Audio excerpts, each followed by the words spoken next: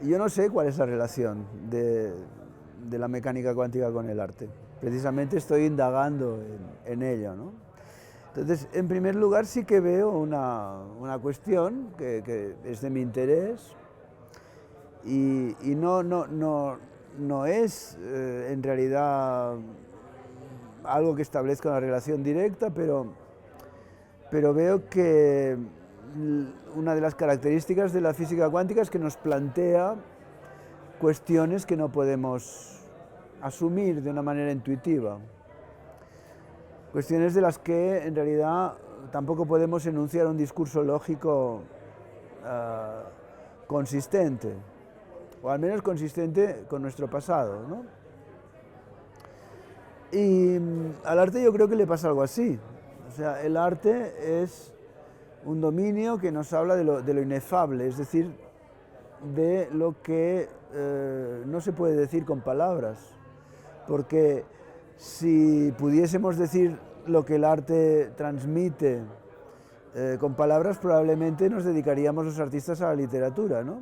O sea, dominaríamos el texto y nos pondríamos a escribir textos, ¿no? Pero no escribimos textos, o sea, hacemos música, hacemos instalaciones, hacemos artes especiales, plásticas, bueno, muchas manifestaciones que en realidad yo no creo que tengan como función el ser entendidas, el ser comprendidas, sino que más bien tienen como función el plantear preguntas. Y aparte de las respuestas muy precisas, digamos, con un altísimo porcentaje de probabilidad, la física cuántica o la mecánica cuántica pueda darnos, también nos plantea problemas fundamentales, yo diría, acerca del concepto de simultaneidad. Una de las teorías aún no, digamos, puestas en crisis por ninguna experiencia, es decir, la teoría de la relatividad especial de Einstein, postula que la simultaneidad es un sinsentido. Entonces, ¿cómo un sinsentido puede no ser un sinsentido en otro dominio de la física? ¿Dónde está el problema? Puede que algún día los pensadores, digamos, físicos, matemáticos, nos lleguen a explicar dónde está el conflicto, porque evidentemente hay un conflicto. Entonces, pero claro, yo de eso verdaderamente no puedo hablar, o sea, yo soy una persona que leo esas publicaciones, en fin, estudio todo lo que me cuentan, puedo tener un cierto conocimiento técnico, conocimiento matemático, si queréis, incluso un conocimiento físico, pero soy lo que sería un diletante, es decir, que yo no puedo emitir discursos desde la mecánica cuántica. Yo soy un artista y desde luego puede hablar del arte. Y al arte le pasa algo parecido, el arte nos pone en conflicto con lo que nos parece ser la realidad. Es decir, el arte pone de manifiesto que hay cosas que no casan, que hay contradicciones muy profundas en nuestra manera de vivir y precisamente se alimenta de esas contradicciones tan profundas para producir esas manifestaciones que nosotros llamamos obras artísticas.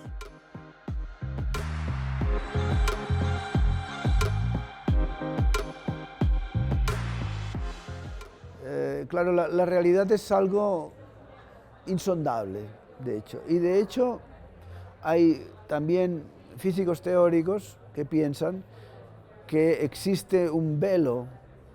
Estoy pensando en un físico que murió ya, y que fue precisamente responsable directo del que ahora actualmente le han dado el Nobel de Física por sus trabajos para dilucidar la naturaleza del entrelazamiento cuántico. Ese señor se llamaba Bernard d'Espagnac, tenía, digamos, una gran preocupación por la ontología, es decir, que tú me estás hablando precisamente de esa cuestión, y él decía que entre nosotros y la realidad existe un velo que es infranqueable.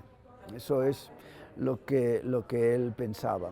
Y es que, claro, nosotros como humanos tenemos la sensación, y tendemos a pensar, que la realidad es lo que nos llega a la consciencia. Pero es que lo que nos llega a la consciencia viene completamente mediatizado por nuestros instrumentos perceptivos, incluso por nuestra conciencia. Es decir, estamos cambiando la naturaleza de lo que percibimos precisamente con nuestro sistema cognitivo. Entonces, yo no te puedo decir actualmente lo que es la realidad. Yo creo que me acerco bastante a lo que pensaba Bernard d'Espagnac, en el sentido de que es algo a lo que no puedo tener acceso directo por varias razones. Una es esta que te estoy diciendo, por las características propias de la máquina, tanto perceptiva como cognitiva, que me permite, pues, por ejemplo, estar hablando contigo y todo esto, y creerme que estoy diciendo algo y así, ¿no? Y en realidad, claro, entre eso y lo que pueda estar pasando, digamos, ahí fuera, pues creo que hay mucha distancia. Pero es que además ocurre que esa distancia, o sea, lo imposible es que un ser como tú y como yo se ponga en el lugar de una parte de la realidad. O sea, tú y yo somos partes de esa realidad, pero no somos la realidad. Por lo tanto, no la podemos aprehender toda completamente.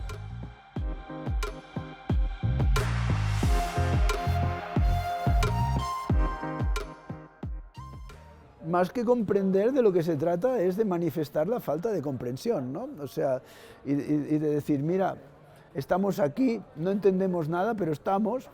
Y bueno, se trata de vivir, se trata de gozar, se trata, en fin, de gozar de nosotros, en fin, de escucharnos, de ver qué es lo que pensamos entre todos y ir saliendo adelante en esta vida, en un mundo de tres dimensiones que aparentemente, para esa realidad que nos dicen algunos físicos, pues es una realidad de múltiples dimensiones que tiene mucha más de tres y de 4, que es lo que nosotros hemos asumido como máxima posibilidad, pero ya 5, 6, 7, 11 que postulan algunas teorías ya es algo que, en fin, escapa a toda... Tú y yo no somos conscientes de esas dimensiones, no sabemos dónde están. Es decir, que estamos ahí ante algo que es básicamente incognoscible. Y no es incognoscible porque exista, digamos, una divinidad o no entro en esa cuestión, es incognoscible por la propia naturaleza nuestra y del mundo en el que nos vivimos, y que, por otra parte, piensa que es que por no saber, no sabemos ni cómo estamos hechos nosotros.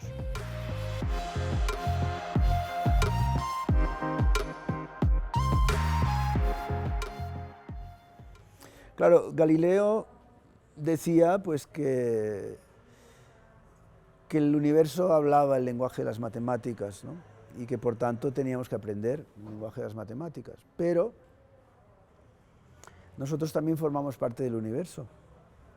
Entonces, quizá las leyes del universo, o sea, hay varias posiciones, ¿no? O sea, una, que esos números estén ahí fuera, en esa realidad.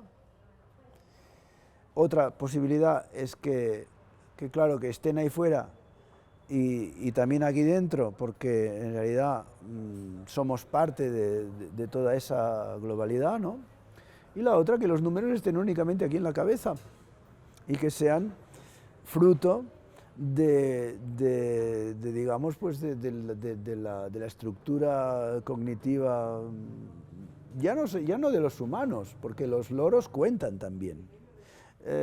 Las madres de prácticamente todas especies, en fin, ¿cómo se dice?, de los mamíferos, como mínimo los superiores, saben cuántos hijos tienen. O sea, no se olvidan de ninguno. O sea, ¿cómo lo hacen? Pues, no sé, tú sabes, o sea, cuando una perrita coge a los cachorros, pues coge uno, coge el otro, coge el otro, coge el otro, coge el otro, y hasta que no están todos, digamos, trasladados de un lugar al otro, pues ella no se va a mover. O sea, ella está contando toda su camada, ¿no? Es decir, que claro, desde luego puede estar en el universo, los números, digo, pero también están en nuestro interior. Entonces, lo que yo no te puedo decir es que si solo están en el universo o solo están en el interior. Pero Gregory Chaitin planteaba la existencia de un número que él llamaba omega, que era un número que se obtenía calculando la probabilidad de que tirando al aire una moneda obtuvieses los bits de un programa que terminara su computación, es decir, de un programa que tomase, bueno, que fuese útil para para un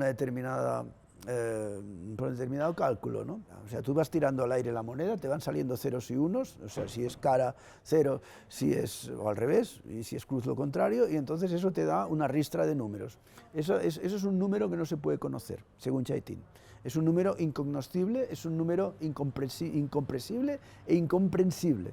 Entonces, esa es un poco la idea esta del número omega, que bueno, que a mí me ha resultado muy estimulante, pero que claro, es estimulante porque te pone de cara ante una realidad azarosa dentro del propio dominio de las matemáticas, que siempre hemos considerado algo tan exacto y tan perfecto y tan, en fin, tan divino.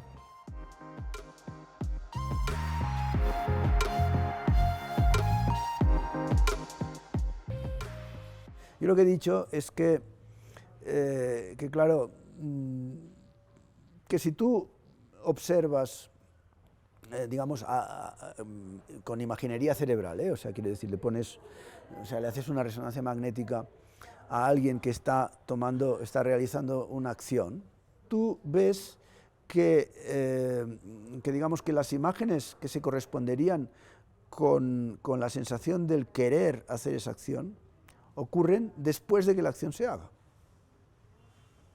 no antes. No sé si me explico. Entonces, eso es bastante sorprendente. Pero es que hay otra situación, que es la situación en que, claro, precisamente se relaciona con esas nuevas posibilidades de interpretación del mundo que nos están proponiendo esos físicos disidentes. Es decir, claro, nos están diciendo, no, es que el azar cuántico, en realidad, lo vemos como azar porque no conocemos las razones de ese azar porque están ocultas en dimensiones a las que no tenemos acceso. Entonces, resulta de esa argumentación que si ese azar en realidad no es verdaderamente completamente arbitrario, entonces resulta que, y se debe pues en fin, a hechos, digamos, asibles, a hechos, digamos, suficientemente rígidos, o sea, suficientemente manipulables y comprensibles, entonces resultaría que el libre albedrío tampoco existiría.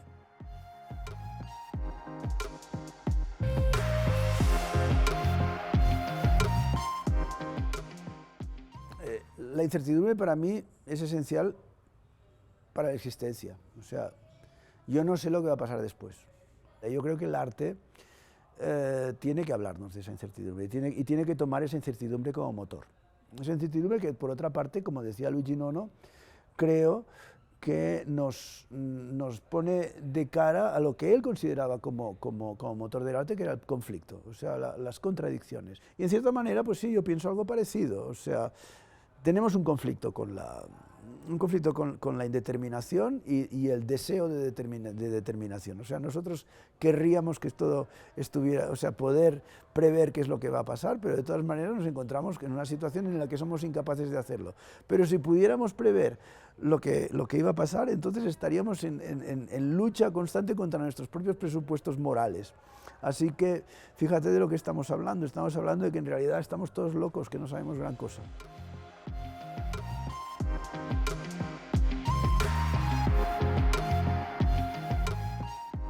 Yo sé que hay muchos mundos o muchas interpretaciones del mundo en función de la cultura. Yo he trabajado con varias culturas, digamos, ¿no? Claro, una cosa es, bueno, estamos hablando en realidad, antes me planteabas la cuestión de la realidad, ¿no? Entonces, tú me decías, ¿qué es la realidad? Pues claro, yo no sé lo que es la realidad. Todas esas culturas tampoco saben lo que es la realidad, tampoco saben lo que es el mundo, pero interpretan el mundo a su manera. Entonces estamos hablando de interpretaciones del mundo que son distintas. A veces son compatibles, otras veces no son compatibles. De entrada, la mecánica cuántica es una parte del intento occidental de entender el mundo. La mecánica cuántica no forma parte de las apreciaciones, digamos, acerca del mundo de otras culturas que yo pueda conocer alguna de ellas, ¿no? Entonces ahí yo no creo que se pueda entablar muchísima relación. Esa, digamos, correlación o esa relación que puede haber entre la mecánica cuántica y otras culturas, claro, aquí en América, en realidad, quedan muchas culturas ancestrales que de alguna manera han conseguido mantener su especificidad, su identidad con respecto de esa penetración tan agresiva del mundo occidental. Bueno, hay algunas que más, otras que menos, en fin, hay incluso etnias que no están contactadas, o sea, que se conoce su existencia, pero que ellos sistemáticamente, bien, han eludido el contacto, o sea, no han querido saber nada de nosotros, y bueno, en fin, yo lo entiendo perfectamente, o sea, entonces, bueno, ahí tenemos toda una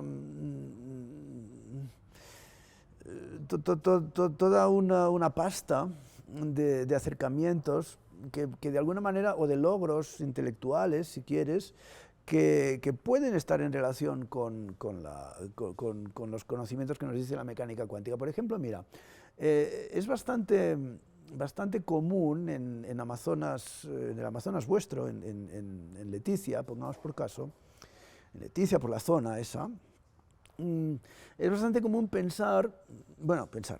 piensan, por ejemplo, los Huitoto, que están perfectamente contactados, digamos, uno de sus mitos es que en la selva existe una zona en la que si entras es muy difícil de salir, digamos. Esa zona le llaman Sónida, por cierto. Y en esa zona habita la Gurupira, que seguro que suena, ¿no? La Gurupira forma parte de todos esos mitos y que, bueno, que no se sabe muy bien lo que es, o sea, hay distintas formas, ¿no? Que si tiene un ojo, que si tiene una boca en la barriga, que si la cabeza, en fin, cosas así, ¿no? Y que, bueno, que está por allí y se come a todos los humanos. O sea, bueno, en cualquier caso, claro, hay historias de gente que se supone que ha salido de la Sónida, pero la mayor parte no ha salido. Eso sería como el Triángulo de las Bermudas o cosas así, ¿no? Y evidentemente, pues claro, eso es un aspecto pues, que llamaría a la posibilidad de una existencia de otras dimensiones de las cuales, pues en fin, a las cuales en principio no tenemos acceso. Pero bueno, uno puede quizá entrar en otra dimensión y desaparecer, ¿no? Por ejemplo. Yo, en fin, no lo creo, pero bueno, podría pasar, ¿no? Entonces, bueno, no sé, se podrían decir muchas cosas a este respecto de posibles relaciones o no. Pero claro, tú sabes que existe, no es nula la probabilidad de que yo ahora estoy hablando contigo y desaparezca. Existe una probabilidad, es muy pequeña, pero podría pasar, o tú también, a ti también te puede pasar, bueno, a todos nos puede pasar, ¿no? Entonces, o sea, la probabilidad de que yo me quede aquí sentado no es 1, digamos, es muy alta, es muy cercana a 1, pero no, o sea, el complementario también es un número superior a 0, ¿no? Entonces, bueno, eso, en fin, forma parte en fin, de todas esas, digamos, argumentaciones, ¿no? Piensa una cosa, yo soy artista, pero tengo un espíritu muy científico, es decir, yo me formé científicamente, entonces hay cosas que yo sé que no las puedo decir. No las puedo decir porque no hay una prueba. Yo no sé dónde está la verdad, tampoco ni nada, y tampoco tengo, digamos, suficiente conocimiento científico como para llegar a hacer enunciados tremendamente consistentes en el campo de la mecánica cuántica. Lo mío finalmente no es la física, yo estudié medicina.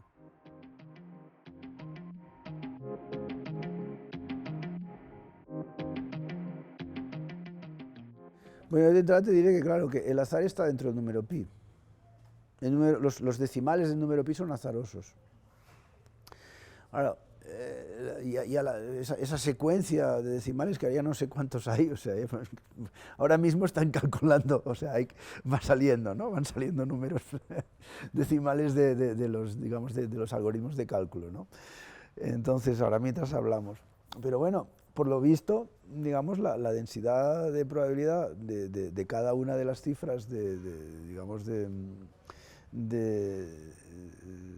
es igual, o sea, es una distribución bastante plana, o sea, no hay más ceros que unos, ni que doses, ni que, en fin, entonces, bueno, o sea, ahí hay, digamos, en realidad los decimales de pi es un generador aleatorio, pseudo aleatorio si quieres, porque bueno, en fin, los estamos produciendo por un proceso algorítmico, por tanto ahí no puede haber azar puro, ¿no?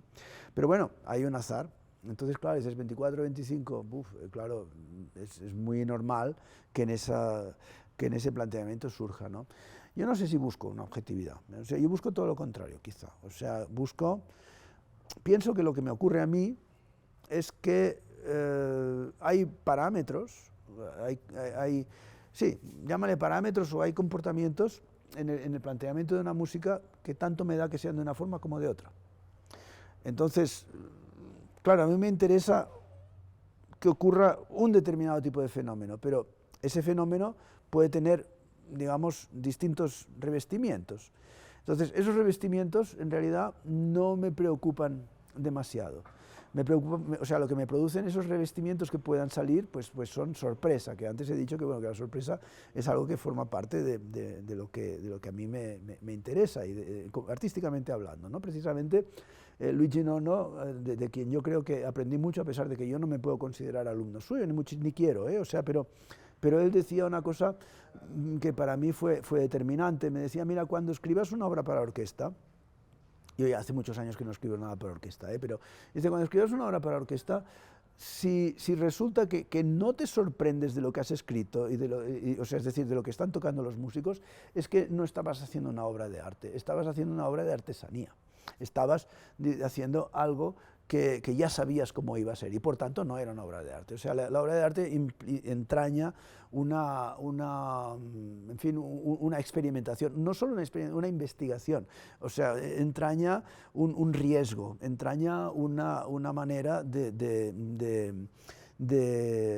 fin, de enfrentarse a la propia creación, ¿no? Entonces, entraña también el admitir que tu propia creación es una cosa que tú no sabes por dónde va a salir. Entonces, por ahí está mi enfoque, digamos, del azar, que bueno, desde luego que lo utilizo, y lo utilizo porque, en esencia, tanto me da que algunos parámetros sean de una forma como de otra. Lo que me importa es que se planteen claramente algunas, llámale, si quieres, narrativas, o algunas más que narrativas, algunas secuencias de elementos. Pero aparte de ese elemento troncal, el hecho de que le pongas una flor aquí o una cosita al lado, tal, o que le salga un color, etcétera, me importa menos, digamos. Lo que me importa es el planteamiento básico, el planteamiento, la madre de la creación.